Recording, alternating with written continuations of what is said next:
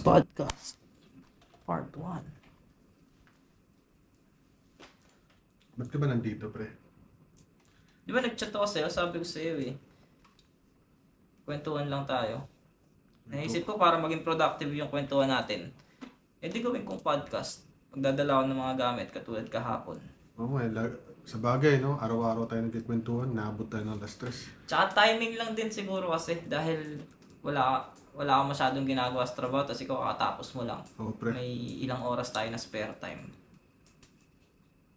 Para ma-share na rin natin yung gusto nating sabihin sa iba o kung sino man yung makapanood nito.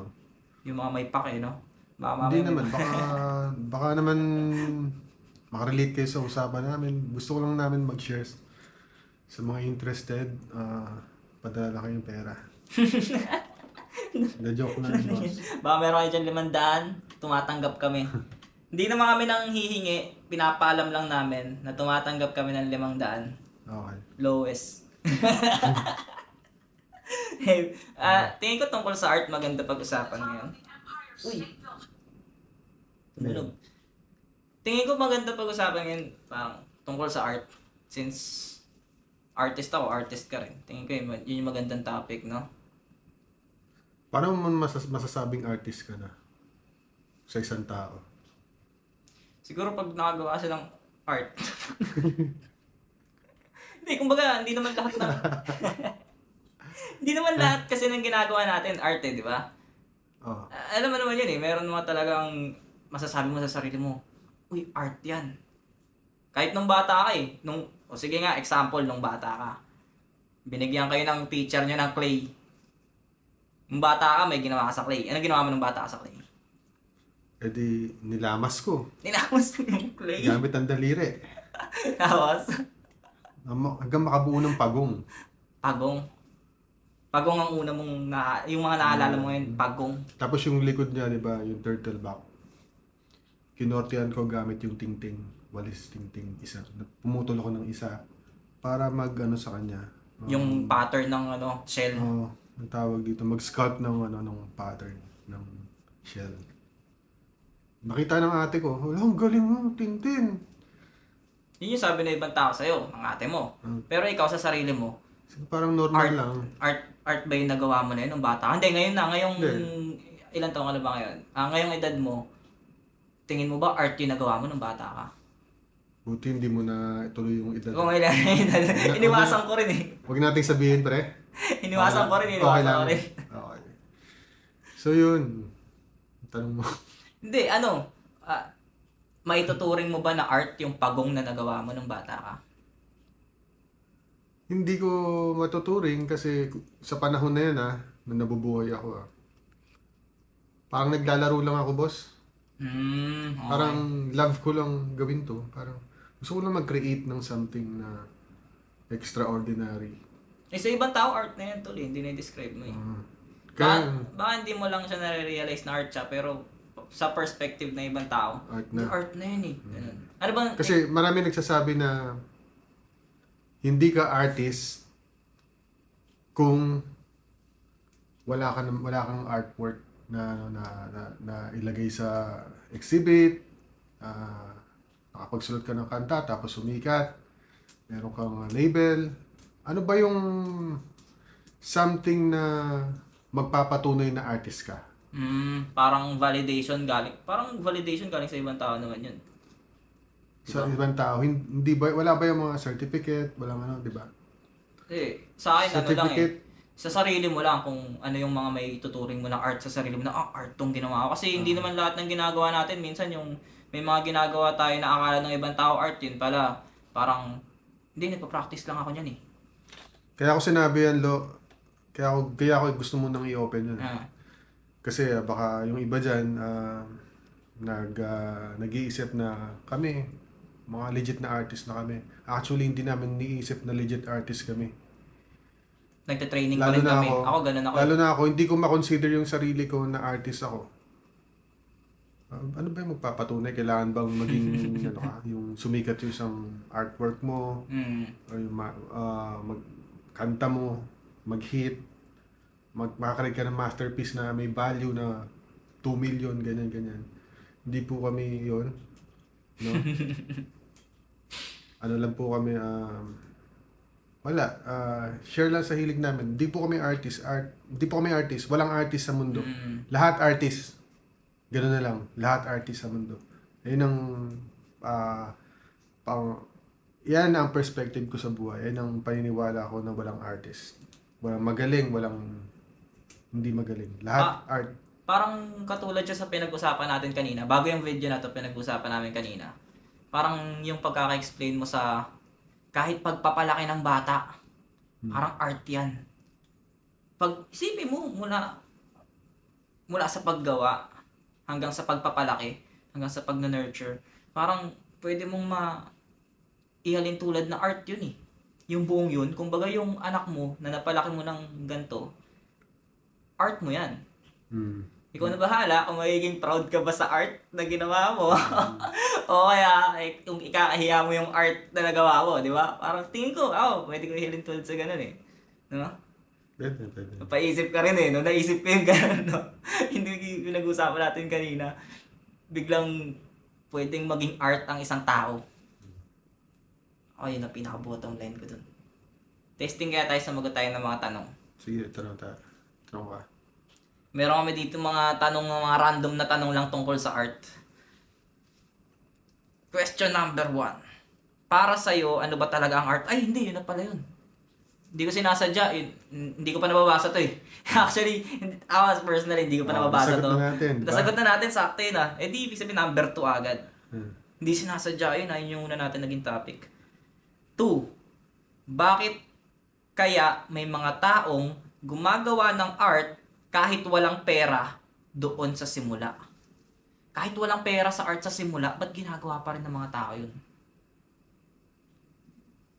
Dahil ang bigyan nyo muna kami ng ilang segundo para makapag-isip.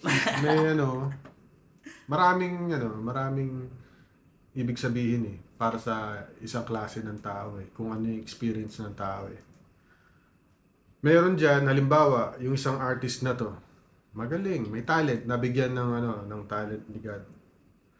Masaya siyang gamitin yun, masaya. Gusto niya mangyari yun, pero ang sistema natin is, in reality talaga, yung sinasabi ng mga matatanda na huwag kang mag-fine arts, walang pera dyan. Kadalasan yung mga traditional parents, no? Oo. Yun, wala talagang pera sa pagiging artist, lalo na kapag yung art mo is against sa system. Wala, hindi yan bibilin bro. At saka, baka i-block ka pa dyan eh. So tingin mo, ba't nila ginagawa yan? Ba't tinutuloy pa rin nila yung pagiging artist kahit walang pera sa simula? Dahil love nila to. Okay. Love Yun na nila yung to. hindi mo ma-explain kung bakit. May isang klaseng artist na, di ba sinabi ko sa'yo, iba-iba yung artist, di ba? Ngayon, ang isang klase ng artist na sinasabi ko ay ang artist na kailangan ng pera. Kasi may mga materials din naman talagang binibili. Yung experience niya sa buhay ay sobrang hirap. Sobrang kailangan niya ng kahit magkano para lang makatawid sa hirap. Yung art niya, ibebenta niya or ginagawa niya to para sa profit niya, para makasurvive sa araw-araw. Yun yung isang artist na yun. Na commonly, yung mga ganong artist, hindi magagaling yung mga ganong artist bro. Hindi lang nabibigyan talaga ng ng break yung mga magagaling. Kasi hindi sila na-expose. Hindi sila ma-expose kasi wala silang oras gumawa ng portfolio nila.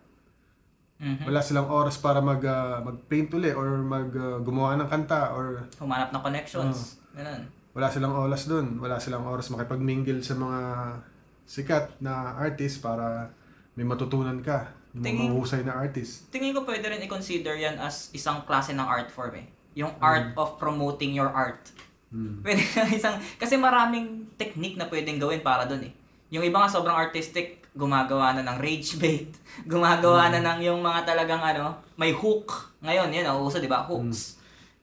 Tingin ko isang rin siya eh, isang klase rin siya ng art form na maituturing. Parang performance mode naman yun.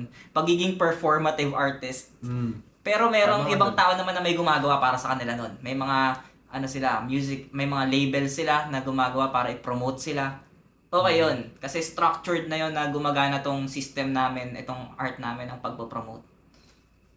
Okay. So ano nga yung Yun, no? ano pinaka conclusion mo pagdating sa bakit nila patuloy ginagawa yun kahit walang pera? Yun nga. Yung isang klase ng yung tinutukoy ko na isang klase ng artist, which is yung ginagawa niya to kahit walang pera. Gusto niya lang gawin kasi mahal niya. Alam niyo kasi, pasintabi sa mga ano dyan, sa mga ano ba tawag dito? Yung mga conservative dyan, pasintabi kayo. Mga traditional type. Mga traditional type Ang pagiging artist kasi is parang nakikipag-sex ka, bro. Ba't naalintulan mo naman sa sex, tol? Sige nga. Sige. Bakit? Dahil sarap makipag-sex, bro. Pero, ganoon din yung pakiramdam mo kapag kunyari, gusto mong mag-drawing. Habang nagdo-drawing ka, ang sarap gawin. Habang nagigitara ka, ang sarap gawin. Habang kumakanta ka, pinapakinggan mo sarili mo, sarap gawin. Diba? Yun yung love. Love mo yun. Nararanasan niyo yun, diba? Ibig sabihin, ang pinakasagot mo ay kaya nila tuloy-tuloy ginagawa ay dahil kahit walang pera dyan, dahil nasasatisfy ako dyan eh. Sarap gawin kasi. Okay. May ibang mga tao na nasasarapan sila pag marami silang pera. Pero may ibang mga tao na nasasarapan sila dahil sa sex. Muna tayo. Yun yung sunod mong binanggit eh. Nasasarapan sila dahil sa sex. Di ba? Yung pangatlo, may mga taong nasasarapan sa art. Kaya okay lang sa kanila kahit hindi sila kumikita. Or hindi pa sila kumikita. Kasi, possibly talaga someday, kikita ka dyan anytime eh. Di ba? Diskarte lang talaga kung paano ka kikita. Pero, pwede ako sumagot. Okay na ako. Okay ka na ba? Tol, ang dapat na sagot mo, tol. Napapira ako, tol. Nalupit na ako sa sagot mo. Ginagawa nila dahil sa pagmamahal, no? Sa akin, tol, unang-una, kasi self-expression. Kumbaga, may ibang mga tao dyan na nagpo-post ng mahaba sa internet dahil sa damdamin nila. May mga ganon. Pinapost sa internet yung damdamin nila. Kunwari, against sa nag-cheat sa kanila, magpo-post ng mahaba, minsan may mga picture pa yan. Meron naman mga anti-government na, itong ganito. Kumbaga sa loobin nila yon, expression nila yon. Ako naman, kaya ako gumagawa ng art. Kahit wala pa akong kinikita. Wala pa naman talaga ako kinikita pagdating sa art di ba? Kaya akong gumawa ng art. Pero napunta ako sa sitwasyon na siguro may kinita na akong pa ilan-ilan dati. Pero yun talagang kumita ng sasapat sa isang buwan ko. Or siguro kung ito-total mo lahat ng kinita ko sa art, hindi pa sasapat, hindi siya tatapat sa kung ano yung sinasahod ko sa normal na trabaho. Ganon pa yung estado ko ngayon sa art eh. Gets mo? So, tuloy-tuloy ko pa rin siyang ginagawa. Kasi, imbis naman mag-post ako sa Facebook ng ganito ka-cringe na kwento ko lahat ng kung ano yung sa loobin ko. Parang gusto kong gawin yun, pero gusto kong gawin siyang maganda tignan, mas presentable. Kaya ako gumagawa ng art. Kaya tinutuloy-tuloy ko yung paggawa ng art. Kasi gusto ko lang talaga i-express. Gusto ko lang gusto ko ipakita sa mga tao. Ito yung parang yung journaling ko. Alam mo, hindi ka nalalayo saan, pre. Kung ano yung sinabi ko sa'yo na parang kang maniac ng art. Ganun ka din, pre. Kasi hilig ko talaga, trip ko talaga. Yun yung ibig sabihin, ang ibig ko sabihin, pre, yung pag natapos mo na yung yung project mo, sobrang saya mo, di ba? Alam mo, sa sobrang saya ko tuwing nakatapos ako ng project, napapadasal ako. Ihambing mo yun. Ihambing mo sa sex, bro.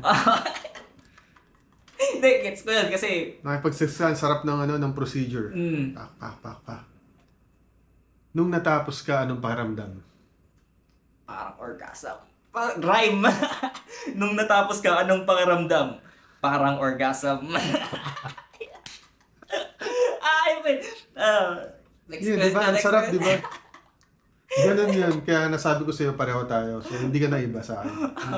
Tangina, parang ano yun? Ulitin ko na lang sa clip.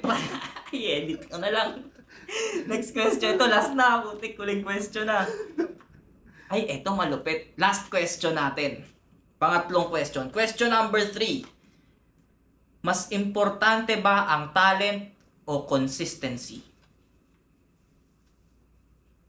Ako naman una. Ang una ka kanina eh. Mas importante ba ang talent o consistency? Kung baga, parang ano siya eh, quality over quantity or quality versus quality. Quantity versus quality. Para sa akin, napunta kasi ako sa punto na ano eh, magpapahinga ng matagal. Tapos raratrat ng maraming works, maraming project. Tapos magpapahinga na naman ng matagal. May ganun ako eh. Minsan naman, sobrang tagal ko nagpahinga. Tapos isang work lang yung magagawa ko, isang project lang, isang art, isang craft lang yung magagawa ko. Tapos magpapahinga na naman ako ng matagal. Sa akin, personally, ang workflow ko pagdating sa art, siguro pakiramdam ko nag-iipon ako ng creative juice, ng experience, ng mga input sa akin na ano, kumbaga ine-explore ko muna yung buhay, dinadama ko yung lungkot, ninanamnam ko yung saya, yung mga seryoso, yung mga ano lang, yung mga chill lang, yung mga steady lang, dinadama ko lang, okay, steady lang ako ngayon. Dinadama ko muna yung mga yun, dun sa pahinga ko. Tapos gagawa ko ng art, depende kung ano yung mga naranasan ko, kung ano yung mga na-realize ko, na-experience ko. Tapos gagawa ko ng art. Tapos magko-collecta ulit ako. Kumbaga iniipon ko muna yun yung ginagawa kong creative juice eh. Sa akin ganun siya. So, kung consistency versus yung talent or quality, tingin ko kailangan lagi mo siyang ipatas, lagi mong balanse, laging kung kaya mong balance. Sa akin kasi tinitimpla ko lang eh, depende sa mood ko or depende sa kung ano yung sitwasyon ko ngayon sa real world. So depende siya.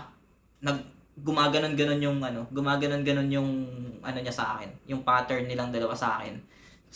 Minsan 30-70 sa quality and quantity, minsan 40-60, 55-45. Pero parang ang hirap ng 50-50 na balance eh. Yung sobrang balance. Hindi ko alam paano ko susukatin yun eh. Sa akin ganun. Pabago-bago. Pabago-bago sa'yo. Ikaw?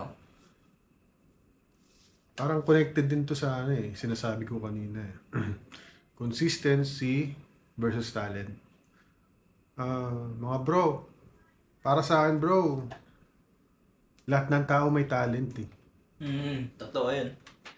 Lahat ng tao may talent bro. Kahit special ano eh. Kung sino mang ano dyan, yung mga taong grasa na nandyan, homeless na nandyan, may talent yan pero hindi lang nila mahanap. Pasintabi rin sa mga ano dyan, kunyari, yung isang tao na gustong kumanta, gustong sumikat. Mahal niya yung ginagawa niya. Gustong-gusto niya kasi pangarap niya to, obsessed na siya sa ginagawa niya. Pero, ang totoo, yung talent, hindi para sa kanya. Pasintabi. Kasi, kung para sa iyo yung talent na yun, dapat matututo ka kasi mahal mo yung ginagawa mo eh. Pero kung hindi mo naman siya talagang mahal, ginagawa mo lang to para magkaroon ka ng napatunayan ka or gustong obsessed ka lang talaga dito sa bagay na to pero hindi mo mahal, walang mangyayari sa'yo bro eh. Kailangan mahal mo pa rin, love pa rin pre. Tapos sa talent. dapat love ka rin niya. Dapat love ka pa rin niya. Doon kayo mag-limit eh. Ang hirap kasi parang ano yung sinasabi ng iba eh. Gustong-gusto mo kumanta. Hindi naman gusto nung kanta sa'yo. May mga nagsasabi ng ganyan. Yan, totoo yan. Kasi talaga mga tao talaga, iba-iba yung talent eh. Hahanapin mo lang eh. Mahahanap mo yun. Mahalin mo lang. So yung consistency, matatalo talaga ng consistent ang may talent lang. Kasi may mga talent lang, yun yung mga tao na gifted sila, oo. May talent sila pero hindi nila gusto yung ginagawa nila. Hindi nila mahal talaga. Kaya hindi nila nagagawa continuously. Oh. Ngayon, Napapagod sila. Itong consistent naman, bukod sa mahal niya yung ginagawa niya,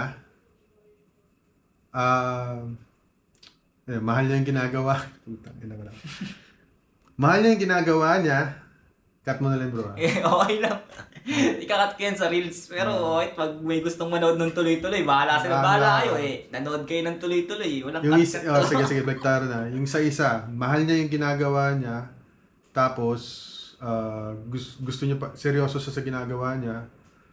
Tapos, may disiplina pa siya. Yun yung combination ng pagkatao ng consistent. Kasi, once na sinabi mo consistent ka, automatic na yon. Mahal mo yung ginagawa mo. At pag napatunayan ng consistent na love mo yung ginagawa mo, matik yun. Love mo yung ginagawa mo. Sa tingin mo, sinong mananalo? Yung may 100% talent pero 0% consistency? Or yung may 100% consistency wala namang may 0% talent Negative 5. Negative 5 ba? Sino mananalo? Sige, Sino kahit mananalo? abot mo pa sa negative 5 yan, bro. Sino Puta, mananalo? panalo pa rin ng consistency. Wala okay. Parang sa mga estudyante lang pala yan. Yung sinasabi mo, laging mas mataas ang grades ng mga masisipag. Kaysa matalino ka, pero hindi ka masipag. Ganon sa school eh, di ba? Ganon sa school, tol. Mas mataas yung nagiging grades mo. Ang talino mo nga, kaso hindi ka gumagawa ng assignment. Hindi ka pumasok ng finals. Ganon ka Mataas ang grade na makukuha mo. Sa Paano naman ngayon pagka-graduate mo? Ano naging talent mo? Oo, paano ka na sa real world? Oh. Dinaya mo lang yung Minahal mo lang yung yung gustong pag-aaral. ipasok sa pag-iisip mo pero hindi mo naman na-enhance yung real world application, no? Oo. So malawak na usapin, wag tayong tatalon doon. Wala na rin naman tayong tatanong ng ibang tanong eh. Okay na yun. Salamat sa lahat ng mga nanood. Wala na ibang tanong dyan? Baka pwede na sagutin. Baba na yan sa susunod na. Okay. Bitin ka pa eh, no? Ano? May pasok pa yan bukas. Mamaya, mga alas 7. Anong oras na ngayon? Ano oras na ba? 2:02. Alas 7 pasok mo? 2:02. Mamaya, alas 7 na yung pasok ko. Yan yung tinatawag na consistency. Kasi Consistency. nagusto mo rin yung ginagawa mo. Hindi No, ko- bitin ka pa. hindi. Gusto ko na tumigil. Bitin ka pa eh. Ito kasi yung sinasabi kong mahal, nabago ako ng pagmamahal. Nababago pala. Ngayon ko napatunayan na nagbabago yung pagmamahal. Dati sobrang mahal na mahal ko yung music tsaka yung art eh. Ngayon hindi na ako ang yung pagmamahal ko sa art, hindi na siya nagpapagana sa akin. Nalipat na sa iba. Alam mo kung sino yung nagpapagana sa akin parang ngayon? Pamilya ko, pre. Yun talaga. Pinaka circle mo yun eh na Mas consistency ako ngayon. kaya Mas lahat mas ng opportunity, sige, grab. Mas responsible ako ngayon. Kasi parang mas malakas yata yung yung pagmamahal sa pamilya versus pagmamahal sa pagiging artist. Totoo yun. Family, patunayan ko yan, bro. Lalo pag sariling pamilya mo na. Diba, nakikita ko rin. Ako, wala pa akong sariling pamilya, pero ma-observe ko na tingin ko yun yung greatest love para sa mga, kasi kadalasan ng mga nakakasama ko, mga tatay talaga eh. Tingin ko parang yun yung napunta sila sa point na mas mahal ko pa yung pamilya ko kaysa sa sarili ko. Yun yung pinaka max na may kukumpara mo sa sarili mo eh, di ba? Mas mahal ko pa yung pamilya ko kaysa sa sarili ko. Hindi ko nga alam bakit ganyan yung pakiramdam ng mga tao eh. Parang ganun talaga eh. Parang mas masaya yung buhay kapag meron na papunta na tayo sa airpods Pero yun talaga nararamdaman ko ngayon eh. Kaya feeling ko mas nagiging productive ako. Pero kulang lang siya ng sarap dahil hindi mo nagugusto yung mga ginagawa. Mga gusto mo talaga sa art. Baka napipilitan ka lang dito sa ginagawa natin. Gusto mo ba to? Yung ginagawa natin pagpa-podcast. Oo, pre. Gusto mo pala, itigil na natin to.